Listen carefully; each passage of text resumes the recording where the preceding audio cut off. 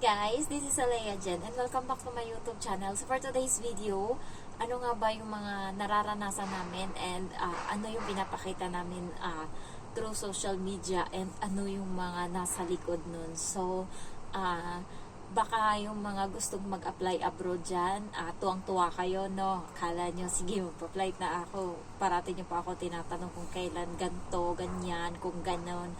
Excited kayo masyado. Ayan. So, hindi nyo alam pagdating dito. Lalo, baka gusto nyo nang umuwi. Ako, halos araw-araw tinitignan ko yung kalendaryo ko kung ilan na lang, kung ilang buwan, kung ilang araw na lang yung kailangan kong tiisin bago makauwi or kung kaya ko ba. Every month, iniisip ko na lagpasan ko to. Kasi sa utak ko parati is, gusto ko na talagang umuwi. Gusto ko na talagang mag-break ng contract. So, ayun yung parati kong iniisip. Pero, ang iniisip ko naman, mababawi ko man lang muna yung pagod ko, puyat ko, and yung pera na nagastos ko.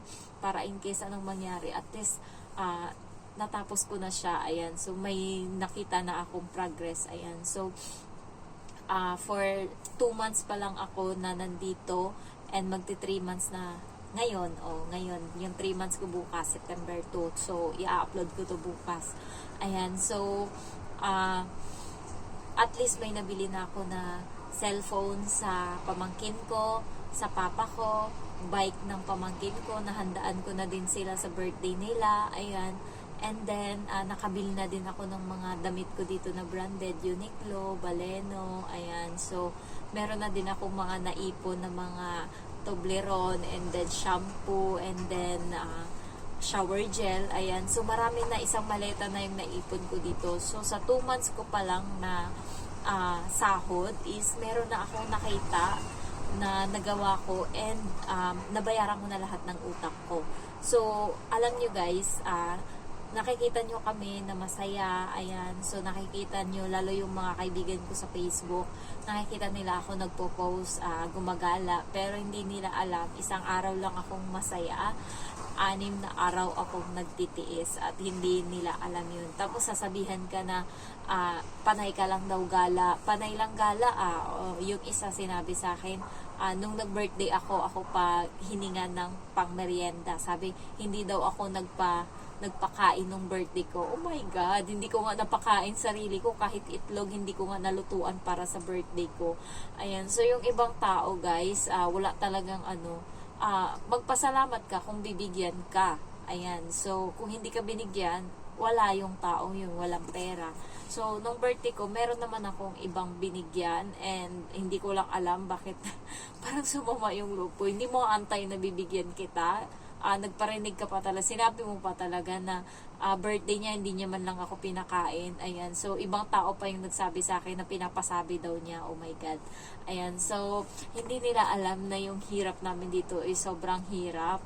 Ayan, so ilang oras ka bang alila? So 7 hours lang yung pahinga ko. Ayan, kasama na doon yung ligo ko, yung ayan, yung nagsasalita ako, nagbo-vlog, and kasama na yung tulog ko doon. Kasi yung tulog ko, nagsiset ako ng alarm and nakikita ko 6 hours lang yung tulog ko. So 7 hours lang yung pahinga ko. And the rest nun is nandun niya, nagtatrabaho. Ayan.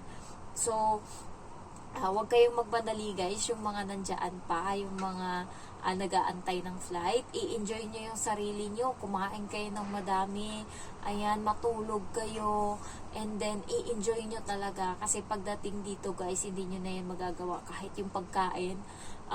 Alam nyo ba, ng first week ko, sobrang hiya kasi ako na magsaing, and then parati silang hindi kumakain dito sa bahay kasi nga hindi pa ako marunong magluto ng Chinese, and hindi pa ako natuturuan ako pero konti lang, and minsan napapagod siya atang magturo, kaya sa labas sila kumakain. So pag sa labas sila kumakain, ako naman si tanga, wala akong pagkain. Buti na lang may mga dala akong mga pagkain galing sa Pinas na mga biscuit, tinapay, ayan. So ayun yung pinagtiyagaan ko sa 1 linggo.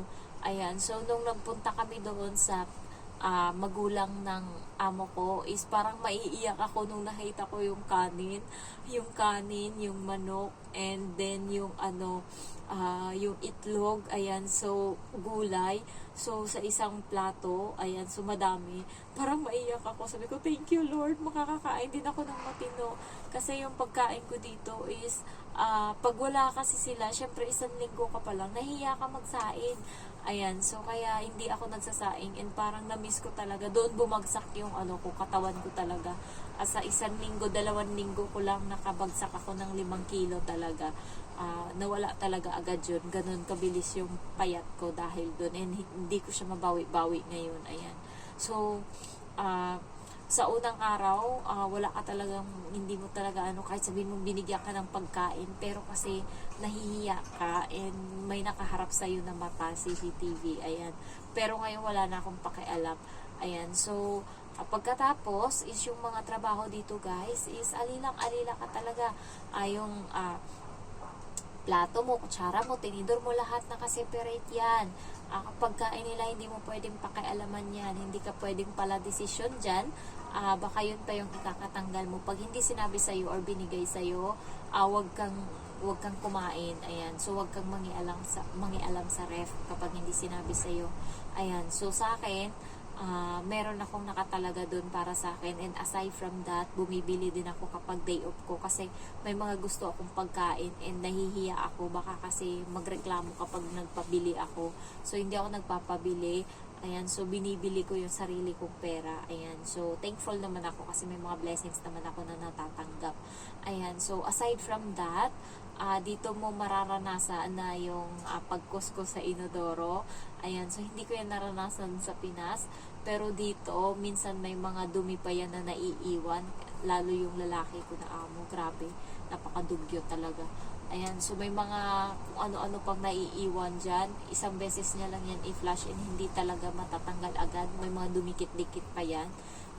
Ikaw yung maglilinis niyan. Ayan, so mararanasan mo yan dito, and yung parang minsan na out of place ka, lalo pag nag-uusap sila o ano, hindi mo alam anong gagawin mo, and alam nga naman tumunga ka dyan sa harap nila. Ayan, so isa yan sa mga nararanasan ko, and alam nyo guys, nakaka-enjoy lang kami paglabas namin, pag day off namin, kaya nga expectation ng mga ibang mga papunta pa lang dito is hayahay kasi maliit yung bahay.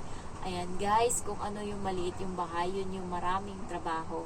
Ayan, so sa susunod na vlog, i-compare natin yung Middle East tsaka yung dito sa Hong Kong, kung ano yung gusto nyo. Ayan, so yun lang, and wag kayong mag-expect, sanayin nyo na yung sarili nyo na pagdating nyo dito is katulong talaga kayo. Hindi kayo mag-expect na special kayo pagdating dito kasi walang special dito. So, yung special lang dito pagkasahod. Ayan. So, ano pa ba? Yung mga ano pa is utos ka talaga, utusan talaga. Yung konting bagay, kahit yung pwede naman nilang itapon, is iaabot pa yan sa'yo, and ikaw yung magtatapon yan. At saka yung mga gamit na dapat hindi mo na talaga kaya kasi mabigat, pero ipapakarga pa yan sa'yo. So, ganun na ganun talaga. Dito talaga, tiisin mo talaga lahat ng pwedeng tiisin. Indahin mo lahat. Manhid ka na. So, kahit anong galit dyan o lagpas lang, pasok sa kabilang tenga, labas sa kabila. Ayan. Ganun lang yung gawin nyo guys, and kapalan nyo na din yung mukha nyo. Kumain kayo, magsaing kayo kapag bago kayo. Syempre, hindi yan sila parating kumakain sa bahay. Ganun kasi yan sila dito, parating sa labas kumain. Kaya kayo, magsaing kayo and kumain kayo. Ang gagawin nyo, magsaing kayo, isahang saing. Sama nyo na yun sa hapunan nyo na saing, para kahit hindi sila kumain, at least kayo busog kasi may pagkain kayo. Ayan. So, mayroong bagyo ngayon and hindi ako makakalabas bukas. Day off ko. So, makakatipid ako, and hindi alam ng amo ko, nagkupit ako ng kanin. So, dinala ko dito sa kwarto ko. Bawal siyang kumain dito, bawal. Pero, mamamatay ako pag walang kanin. Hindi ko kaya sa isang araw. So, binigyan niya ako ng big na cup noodles, pero hindi kasi ako kumakain masyado niyan. Sabaw lang yung iniinom ko niyan.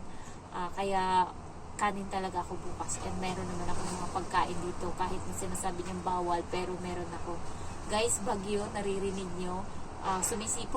Sumisipol talaga yung hangin, and pilit binubuksan yung mga bintana namin dito. Grabe, sobrang ingay talaga. kung sa Pinas to, marami na siguro mga namatay na tao kasi sobrang lakas talaga, pero dito kasi matitibay yung mga dito, kaya walang mga ganong nangyari. Ayan, so thank you guys for watching, and then magvo-vlog na lang ako, i-compare natin yung mga Middle East na katulong and yung mga gawain nila doon, and kung ano yung mga nandun, and yung dito sa Hong Kong. Ayan, so ayun lang guys, thank you so much for watching, bye bye, love you all.